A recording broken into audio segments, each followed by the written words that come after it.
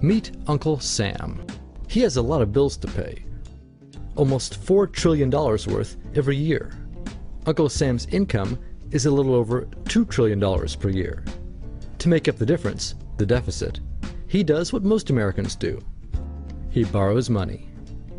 When Uncle Sam takes out a loan, he calls it a bond. Bonds can be held by banks, investors, or even foreign governments. Uncle Sam has to promise to pay interest on these bonds, just as you do on any loan you take out. Ever think about paying your mortgage with your credit card? That's exactly what Uncle Sam does. He takes out new loans, new bonds, so that he can make payments on the old ones. All those loans, and especially all that interest, adds up. Right now, Uncle Sam owes about $14 trillion. To put that in perspective, 14 trillion is about the same as the national GDP, the total value of all the goods and services produced by the American economy in an entire year.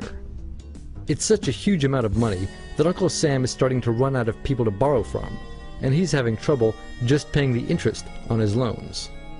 The obvious solution would be to either cut spending or increase taxes. But if he cuts spending, the people that he's spending money on would complain that they don't have money to spend, and that he was hurting the economy.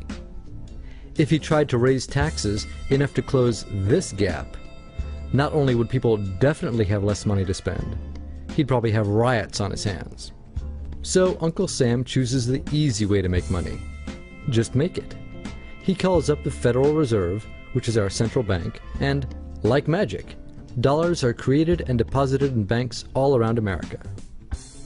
The problem is that the more of something there is, the less it's worth. Same goes for the US dollar. The more dollars there are, the less each one will buy. That's why commodities like gasoline, food, and gold become more expensive when Uncle Sam does his money-making magic. The commodities aren't really worth more. Your money is just worth less. That's called inflation. Remember the foreign governments that lent money to Uncle Sam? When they lent money to the American government, something interesting happened. It made the US look richer, and their countries look poorer. When a country looks poor compared to America, $1 of our money buys a lot of their money. So they can pay their workers only a few pennies a day. With such low labor costs, they can sell their products in America for lower prices than any American manufacturer can. The easiest way for American companies to compete is to move their factories overseas and pay their workers a few pennies a day too.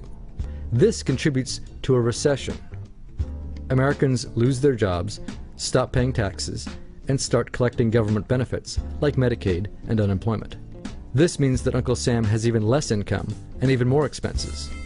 At the same time, the people who still have jobs are desperate to keep them, so they tend to do more work but not to get paid anymore.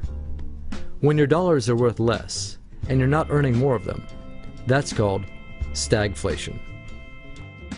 And this is why Uncle Sam is in a catch-22. He can't raise taxes or cut spending without making the recession worse. And he can't have the Federal Reserve create more money without making inflation worse.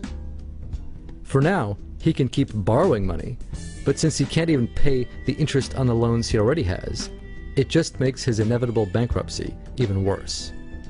Whether it's in 2 months or 2 years, the day will come when Uncle Sam can no longer pay his bills. When that happens, the banks, investors, and foreign governments who are counting on that money won't be able to pay their bills. You see, just like Uncle Sam, governments, banks, and corporations don't actually have much money. Mostly, all they have is debt to each other. If one link in the debt chain stops paying, defaults, the whole thing falls apart. If investors can't pay their bills, corporations won't be able to pay their employees. If banks can't pay their bills, you won't be able to take out a loan, use a credit card, or even withdraw your savings. If foreign governments can't pay their bills, their own banks and corporations will have the same problems. That's called a global economic collapse. It's never happened before, so nobody really knows how bad it will be, how long it will last, or even how we'll eventually get out of it. The house of cards has already been built.